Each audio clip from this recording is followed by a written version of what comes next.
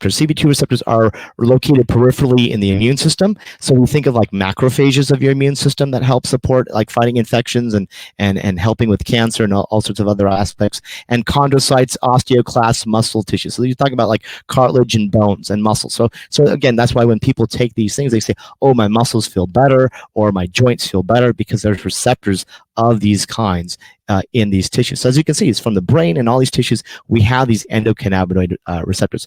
And we understand that these are regulated, and this is the most important thing that I'll keep emphasizing today, is that there's an aspect of how these receptors are stimulated based on the physiology or the health of the individual. So if there's one thing that you remember, this is the most important thing, because everybody's gotten wrong. Even when I started using this, 7-8 years ago in my practice, when we first got, the availability of CBD from hemp, we always thought that more was better. Just like certain drugs in regular medicine, and also Chinese medicine, you use certain herbs. Say if I'm using turmeric, right, or boswellia in India, or ginger, or whatever, all these things that we use wonderfully, there's kind of a dose response curve, meaning if someone has a lot of pain, then we give a little bit, and they can continue adding a little bit more to get like this dose response. The more you take, the better you get. But in using CBD, it doesn't work that way, and I'll explain why in a minute. But it's really important to understand that less is actually going to be better for those patients who have more severe chronic or flaring problems.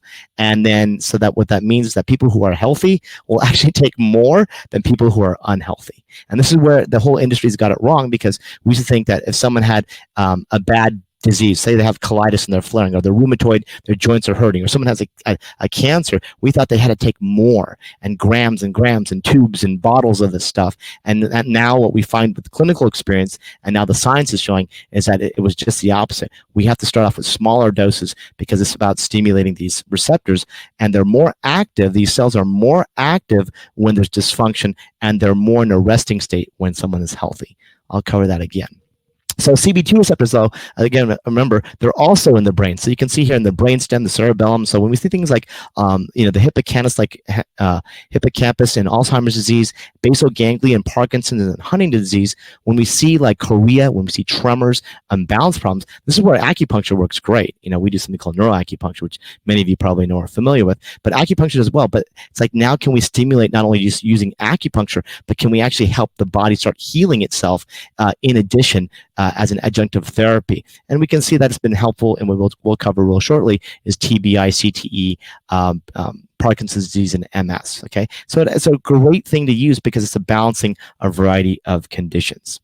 So let's start off. I'm going to talk about four main things in the brain, because once you understand this in the brain, I'm focusing on neurology today, is because most of the things that you'll start seeing and hearing about, and also the use of why the prescription drug has been approved by the FDA, is because we're talking about neurological disorders. It's a simple thing that we can treat. It's a simple thing that also, from an acupuncture standpoint, in my opinion, Western medicine doesn't have much for neurology, okay, unfortunately. So we're good in the emergency room. In neurology, we fail. We can scan ahead. We can tell someone has stroke. We can tell someone has Parkinson's. We can say someone has MS. We can do scans and blood tests and those kind of things, and biopsies and stuff. But in terms of the overall improvement of that condition and preventing the progression of the disease, it's very lacking. And this is where acupuncture, Ayurvedic medicine, and now the use of we call these are natural medicines, are very helpful, because they're stimulating the healing response rather than just suppression of symptoms, which conventional medicine does sometimes way too much.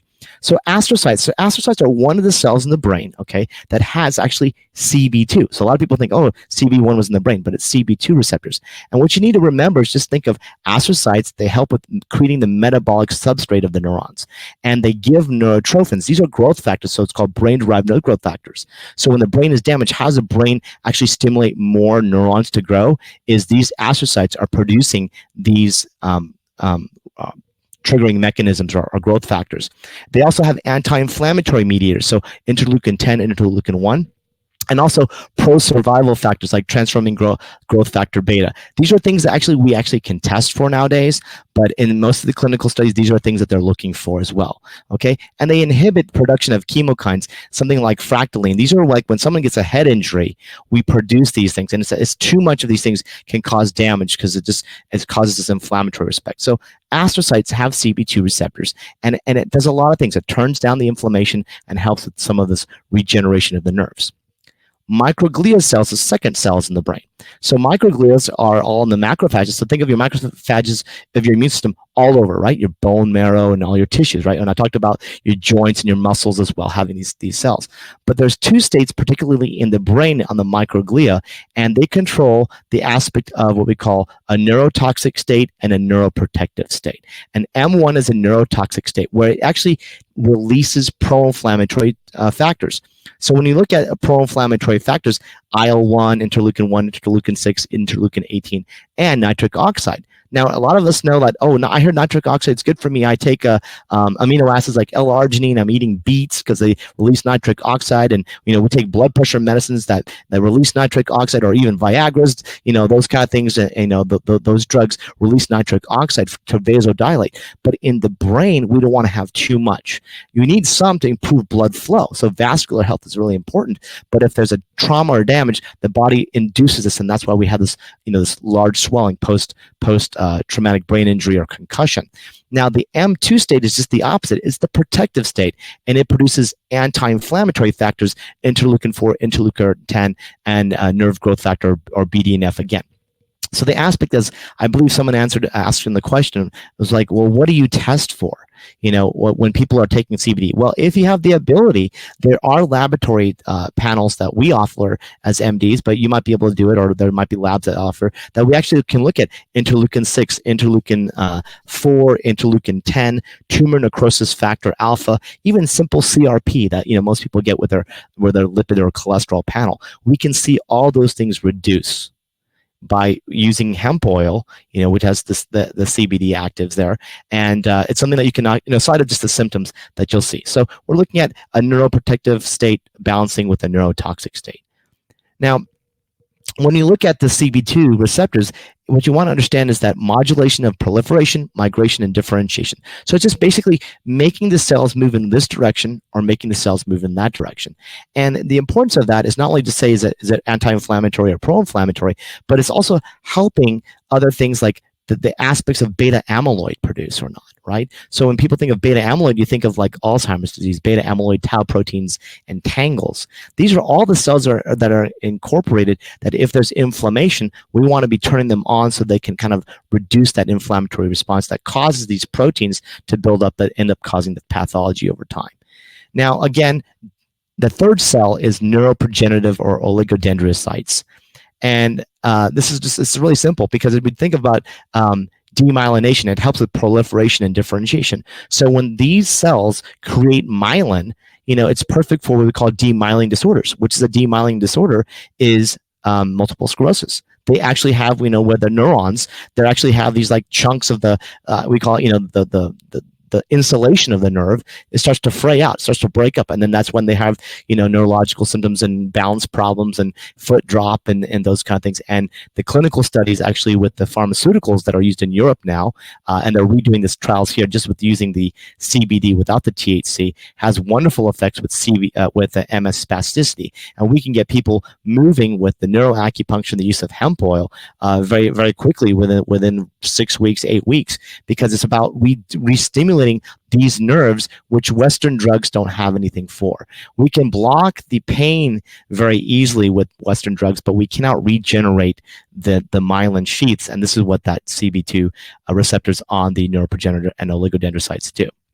Now, most of you are very familiar with the blood-brain barrier, just like we have a gut barrier as well. And so the CB2 receptors are on that barrier, which then allows things to flow in and flow out. They inhibit like white cells from coming. So if there's too much damage or infection, it actually helps block that, right? It facilitates beta amyloid clearance. So it helps these proteins eliminate. So the body's like, if I have an injury to my brain, how do I help reduce it? So now when we talk about traumatic brain injury, football and other type of injuries in the head and other type of sports or traumatic brain injuries, it's like, how do we prevent them from getting early Alzheimer's, Parkinson's disease? CBD coming from the hemp oil is a wonderful thing that we're going to be looking at in the future. You'll probably see by the end of this year, probably on television, NFL and sports industries actually promoting and using these things, because we're looking at how do we still, everybody wants to watch these things. How do we prevent the players post game or post retirement from having early morbidity and mortality problems with these chronic traumatic brain injuries? And so again, protection, degeneration, and repair. is important. So just in short, there's pro-inflammatory aspects. They have the CB2 receptors, and there's always this balance between inflammation protection and inflammation. And remember, you can't always, there's always a healing response. Just like working out, you're going to have a little bit of inflammation post working out, but if you're too sore, there's too much inflammation, too much damage. So everything's about this balance. Okay. Now, other aspects, real quick, of the CBD is that it does lower other types of inflammatory aspects, and I'm not going to go into this in too much detail, but just to understand that there's ion channels, like I mentioned, transporters, enzymes, and it lowers reduced FOS expression. For example, is lowering COX-2. So when people take a COX-2 inhibitor like Celebrex, for example, or safer and more effectively turmeric products, for example, or a lot of natural anti-inflammatories, that it works on a variety of aspects. So again, it's not just a single receptor to receptor issue. Now, the metabolism of CBD is, through the liver, like most things and most drugs are. The CYP, 2C19, and 3,4-A enzymes are more specific in the UGT enzymes as well, isoforms. Now, interesting thing is that it's predominantly liver. What we have to look at is that the CBD is a lipophilic molecule, so it stores in the liver for a long period of time. It stores in the fatty tissues in people. And so what we have to look at is the aspect of if they're taking something that has broad spectrum, okay, there's no THC, then there's less issue with that. When people have even the trace amount, the problem with trace, and this is a question that I always get all the time, is like, well, will I fail a drug test, Dr. Paya? In my state, we have a large amount of federal employees. We have Los Alamos laboratories and Sandia laboratories. We have the more amount of PhDs per capita than any other place in the country, just due to these two laboratories where they have like triple PhD neuroscientists, nuclear scientists and stuff like that. So they cannot even have poppy seed bagels because they'll trip a test positive. And federally, they can't have any of these things. So when we use a broad spectrum, we can give them broad spectrum products and not worry about that 3%. Now, why is that 0.3% so important? Is because in certain patients, if they have fatty liver, if they're also obese, what happens is that trace amount, although it's trace, not going to cause side effects, they're not really going to have a problem physically with it, is that it can store in their fat tissues because it's a lipophilic molecule. And the THC, what happens if they do a weight loss program, like most of my patients, they come to me, they're a little bit overweight, they usually have a little bit of insulin resistance or diabetes, they're trying to get healthy, we move them towards plant-based diets and yoga and exercise and Tai Chi and Qigong and those kind of things like that. So if someone were a little bit of overweight, they've been using the product for a long time, that's full spectrum, and then they lose weight, it technically can dump into the blood system and actually trip a test. So the potential is there, although they're slow. The idea is that I want to eliminate any risk from any of my patients, because when they ask me, I have to be honest, like, I don't want you to lose your job, especially if you work for a scientific lab that's protecting our country. So I always look at the broad spectrum, but just letting you know that when we look at drugs, the simple thing to understand about medications, the two classes of drugs that you need to understand is that any neuroleptic drugs like anti-seizure medications, okay, and some of the anti-psychotic medications, there can be a potentiation where it actually makes it work stronger. So when patients are taking antipsychotic medications and anti-seizure medications, you always want to have them speak to their physician or whoever's prescribing those drugs, have them monitor it, because over time we're able to lower the dose of the prescription drugs because the CBD is actually kind of filling in the gap. So then we lower the risk of potential side effects of long-term use of the prescription drugs. Okay, so it's a key thing. The other thing to understand is that, in the studies now that we have of prescription drug Epidiolex, which is a isolate of CBD. It's a high dose of isolate that they give. Even with the interactions with, regular drugs, cardiac drugs and all that stuff, they don't really find it that it's really truly interacting. Although these are the enzymes, clinically we don't see it unless people are taking high doses. And if they're taking high doses, that means they're not being prescribed it correctly, because those people who really need it should be actually taking lower doses. So in fact, the overall concern is a lot less, but people should be aware. Okay, half-life of the CBD is interesting, is because it's, when you take it orally, I recommend it sublingually, because sublingually it actually gets into the immune system, triggering the lymphatics. Also, CB2 receptors are started in the mouth. Okay, so all the GI tract has CB2 receptors, so it's a great way to take it. For people that have GI issues, sometimes I recommend the capsules, because then it can actually have more of a contact time there than just starting in the mouth.